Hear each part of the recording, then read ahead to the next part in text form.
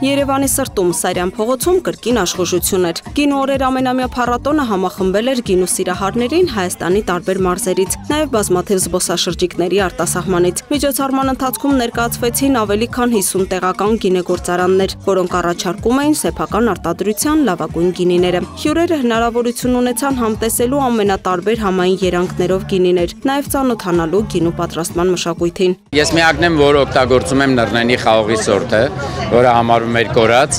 եւ ես ուրախ եմ, որ բացահայտվում է հիմա իր պոտենցիալը, զարգանալը, մենք արտադրանքն ենք ներկայացնում, որը ամբողջովին պատրաստված է այս ձեռներով, հա։ Ես ձեռքի աշխատանքով եմ զբաղվում, փոքրիկ բուտիկային արտադրանք է, եւ ուրախ եմ, որ կարող եմ հիմա ներկայացնել ինչպես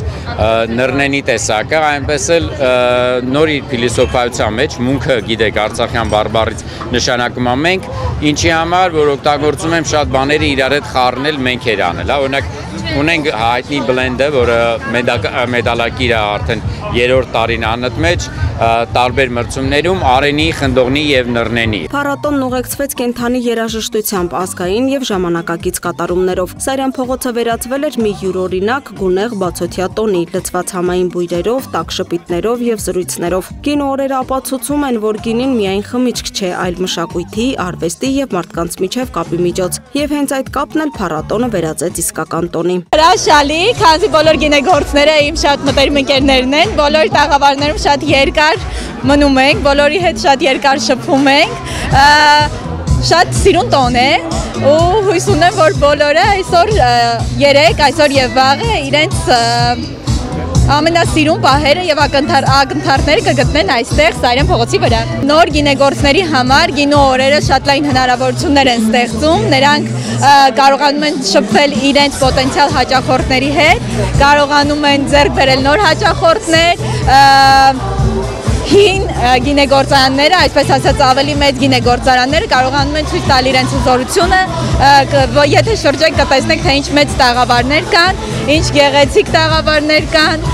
բոլորը սպասում են իրենց հաճախորդներին, որպեսզի իրար հետ շփվեն, գինի հյուրասիրեն, փորձեն եւ ինչու՞ չէ քննարկեն նաեւ գինու մասին պատմություններ։ Ազգային ընկերությունը առաջին անգամ է, որ մասնակցում է Երևանի գինու օրեր փառատոնին, մասնակցության պատճառը իհարկե նաեւ փոխգործակցության նոր իդեաներ իրացնելն էր եւ ազգային ընկերության գործունեության մասին ավելի լայն հասարակությանը տեղյակ պահելը եւ համար 1 գերագույն խնդիրը հավանական տուժած քաղաքացիներին անձած առաջին օգնություն ցույց տալը։ Մի քանի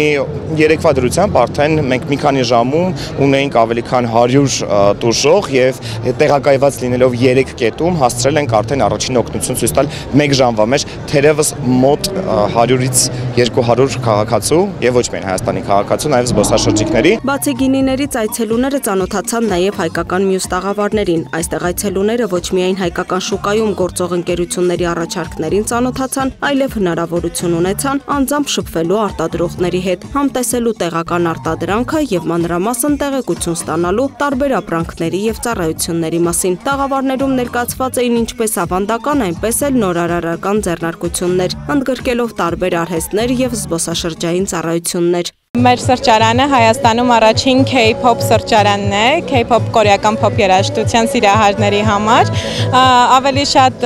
մեր թարգեթը դեռահասներն են եւ ավելի երիտասարդները։ Ներկայացնում ենք կորեական խոհանոց, բավականին տարբերվող, համեղ, ինչպես նաեւ հետաքրքիր milkshake-եր, boba tea-եր։ Հետաքրքրությունը բավականին մեծ է, որովհետեւ մենք ներկայացնում ենք նաեւ շատ տարբերվող դեսերտներ։ Մեր դեսերտները երևի Հայաստանում միակն ենք սրճարաններից, ովքեր ունեն այդ շարժվող դեսերտները, որը կենդանիների տեսքով է, հետևաբար դա երեխաներին շատ հետաքրքրում է։ Նախորդ տարի փառատոնին մասնակցել էր ավելի քան 120,000 մարդ։ Այս տարի եւս այն բազմամարդ էր։ Լուսինե Գրիգորյան, Տիգրան Ղազարյան, Free News, Ազատ լուրեր։